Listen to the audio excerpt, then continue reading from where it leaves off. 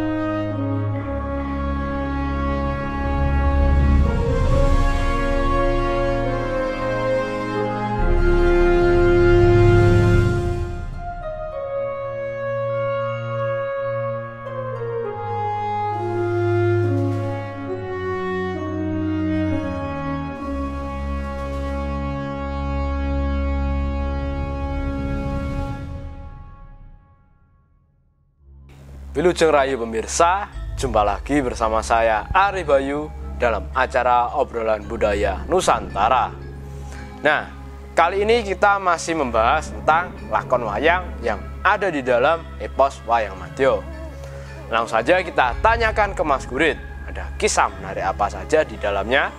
Selamat malam Mas Gurit. Selamat malam Mas Bayu. Nah, Mas Gurit, ya, ada cerita menarik apa Mas? Ya. Selama Prabu Aji Pamoso menjadi raja di negara Kediri saat itu. Iya Mas Bayu. Nah, tadi raja-raja negara Kediri yang setelah kita bahas banyak sekali, ada Gendroyono, dilanjutkan oleh Joyo Amisino, dan sekarang sampai di Prabu Aji Pamoso atau Raden Kusumo Wicitro. Nah, di dalam Serat Pustaka Raja itu tadi, jika kita ingin bahas lebih lanjut dari negara Kediri, yaitu pada saat Aji Pamoso menjadi raja di negara tersebut, di situ dituliskan ada sebuah balungan lakon. Di situ ada lakon namanya Aji Pamoso itu tadi, Rabi Putri Banyuwangi. Jadi di situ daerah-daerah yang ada di khususnya Pulau Jawa tadi sudah banyak disebutkan Mas di Serat Pustaka Raja itu tadi, khususnya di epos Madya, pada saat cerita Madya. Nah, di kisah tersebut Aji Pamoso menikah dengan Putri Banyuwangi tadi. Yang saya ketahui setelah saya baca, diceritakan di negara Kediri pada saat itu Prabu Aji Pamoso tadi beserta Patih Tambak Boyo, patihnya tadi, dan juga pujangganya karena kemarin telah tewas. Di situ adalah pujangga yang baru yang bernama yaitu Brahmocari di situ, beserta para senopatinya Kediri tadi. Diceritakan pada saat itu sang raja tadi mengumpulkan para pasukannya itu tadi. Nah, sang raja tadi diceritakan bermimpi, ia mendapatkan wangsit bahwasanya ia harus menikah dengan putri dari Banyuwangi pada saat itu. Dan putri dari Banyuwangi tadi istilahnya di sebuah pertapan. Jadi Banyuwangi tadi sebuah daerah, namun ada pertapan di situ namanya Pertapan Tirtogondo. Nah, di Pertapan Tirtogondo tadi ada seorang begawan namanya Begawan Kapyaworo, dan Kapyaworo tadi memiliki anak yang bernama Endang Sugandi atau Dewi Aretno Daruki, Mas Bayu, pada saat itu. Nah, terus apa yang dilakukan sang raja Mas setelah mendapatkan wangsit seperti itu? Nah, di situ sang raja Aji Pamoso tadi diceritakan lalu mengutus pujangganya yang bernama Brahmacari tadi untuk datang ke pertapan Banyuwangi tersebut, istilahnya untuk melamar itu tadi sang Brahmana. Pada saat itu diceritakan ditemani, dia bersedia, akan tetapi ditemani oleh para senopati Kediri yang mengawal utusan duta dari Prabu Aji Pamoso tersebut, Mas Bayu. Oh, jadi setelah mendapatkan wangsit tersebut, sang raja mengutus Brahmacari untuk melamar wanita tersebut. Nah, benar sekali. Nah, sedangkan di tempat lain namanya di Serat Pustaka Raja di negara ujung timur, di situ ada raja raksasa bernama Prabu Giritungu. Ternyata diceritakan sang raja tadi juga ingin memperistri Endang Daruki itu tadi dari Banyuwangi tadi, akan tetapi diceritakan lalu dia mengutus anak buahnya yang seorang raksasa bernama Pujangga Yaksoniscolo tadi bersama Patih namanya Patih Wrisikolo untuk datang ke Banyuwangi untuk melamar sang putri Dewi Daruki itu tadi, Mas Bayu. Nah, sedangkan pada saat itu akhirnya dia berangkat di tempat lain, Raden Gondokusumo beserta istrinya tadi diceritakan mereka sedih juga atas tewasnya Anglingkusumo ayah itu tadi. Diceritakan Gondokusumo tadi diceritakan dia akan tetapi menerima lelakon Anglingkusumo itu tadi karena lelakon Anglingkusumo tadi tidak benar memusuhi si Aji Pamoso itu tadi. Kemurkaan ayahnya tadi sebenarnya Gondokusumo tidak suka pada saat itu. Nah, diceritakan Gondokusumo pun pada saat itu mendengar kabar bahwasanya Aji Pamoso itu tadi ingin melamar Putri Banyuwangi tadi. Diceritakan Gondokusumo ingin membantu Raja Kediri tersebut karena setelah gugurnya Anglingkusumo dan Dendorwindo, Gondokusumo kerajaan bekas Anglingkusumo tadi takluk menjadi bawahan si Aji Pamoso. Nah, pada saat itu Gondokusumo ingin membantu si Raja Kediri Aji Pamoso tadi untuk melamar Putri Banyuwangi tersebut, Mas Bayu.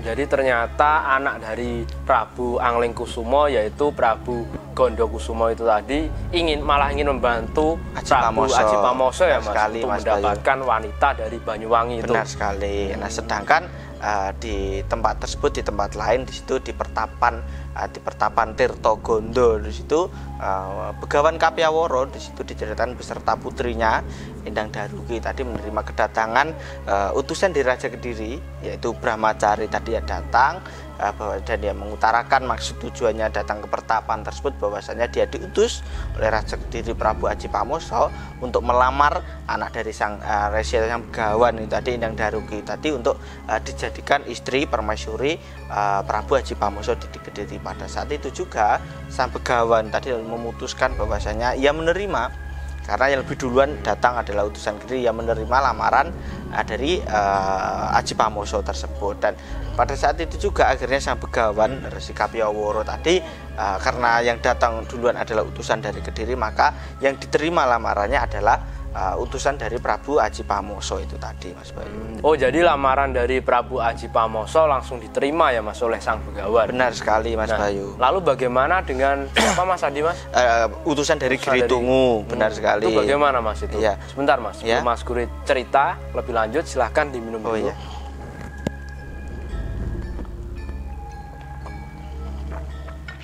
Lalu gimana Mas utusan dari Prabu Giritungu tadi? Nah, diceritakan pada saat itu tidak lama berselang setelah lamaran itu tadi diterima, utusan dari Giritungu tadi lalu baru datang.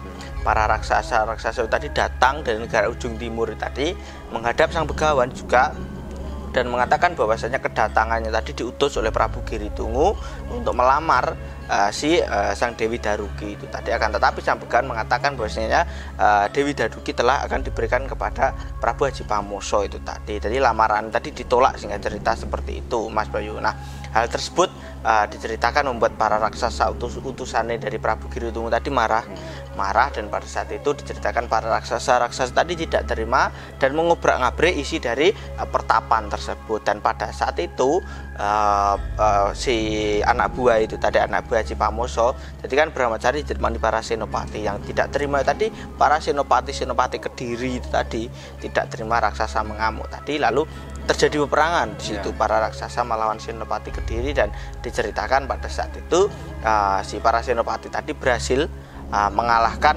para pasukan dari negara ujung timur itu tadi. Nah, utusan dari Prabu Giritungu itu tadi akhirnya kabur berlalian kembali istilahnya ngandak gening rajanya itu tadi. Nah, diceritakan juga salah satu utusan dari Prabu Aji Pamoso itu tadi juga kembali ke negara Kediri untuk mengabarkan bahwasanya kejadian di pertapan tersebut Dewi Daruki menjadi rebutan itu tadi. Dan di situ masih jadi utusannya dari Aji Pamoso tadi tidak keburu kembali ke Kediri karena mengetahui bahwasanya keselamatan Dewi Daruki tadi pasti akan terancam karena dari pasukan ujung timur tadi kalah itu tadi. Maka di situ mengutus salah satu anak buahnya untuk kembali ke Kediri mengabarkan kepada sang raja bahwasanya Endang Daruki tadi menjadi rebutan itu tadi. Nah, diceritakan pada saat itu singkat cerita setelah utusan tadi sampai di negara Kediri dan utusannya mengatakan kejadian yang terjadi di pertapan Tirtogondo itu tadi, Prabu Aji Pamoso pada saat itu akhirnya dia ingin menuju ke negara ke Banyuwangi itu tadi, menuju ke pertapan Tirtogondo itu tadi.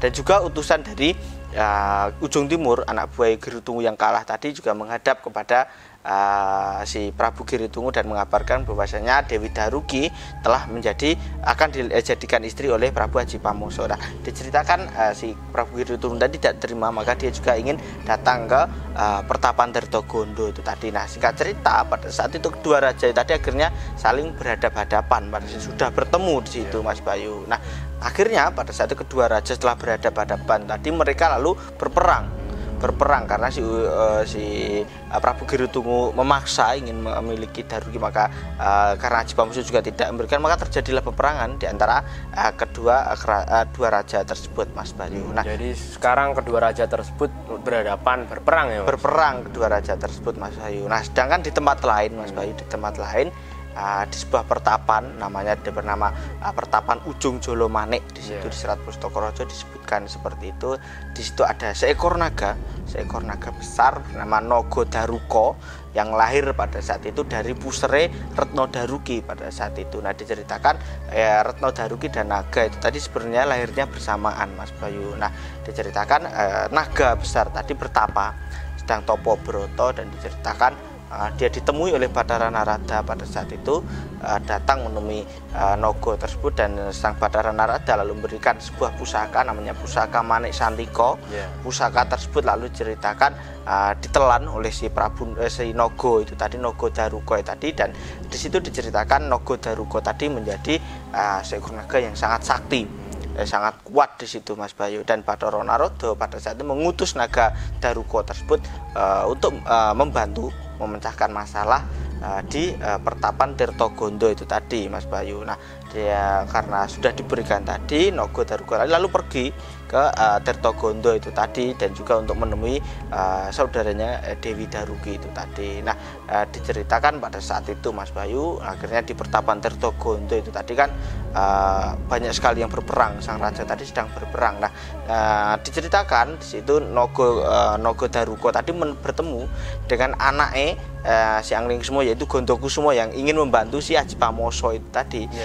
Si Naga tadi menemui si Gondokusumo, dan di situ diceritakan si Naga tadi mengatakan bahwasanya dia adalah adik dari si Dewi Retno Daruki yang menjadi rebutan itu tadi. Dan di situ diceritakan bahwasanya si Gondokusumo juga mengatakan bahwasanya dia bercerita si Dewi Daruki tadi sebenarnya akan dinikah dengan Aji Pamoso, namun menjadi rebutan dengan Raja Ujung Timur itu tadi, Giritunggu itu tadi. Nah, diceritakan pada saat itu sang Naga tadi ingin membantu Aji Pamoso. Nah, namun akhirnya dililani oleh si Gondokusumo. Nah, diceritakan pada saat itu si Naga Daruka tadi keluar dari dalam bumi, karena Naga sangat besar, dia keluar dari dalam bumi kayak pengiram-iram setelah supaya takut tadi. Dan diceritakan setelah keluar dari bumi, di situ ada semburan air, semburannya sangat besar, hingga diceritakan terjadi banjir bandang yang sangat besar sekali. Dan diceritakan mampu menenggelamkan raja raksasa Prabu Giritunggu tadi beserta para senopati-senopatinya yang mengepung pertapan Tirtogondo tersebut Mas Bayu.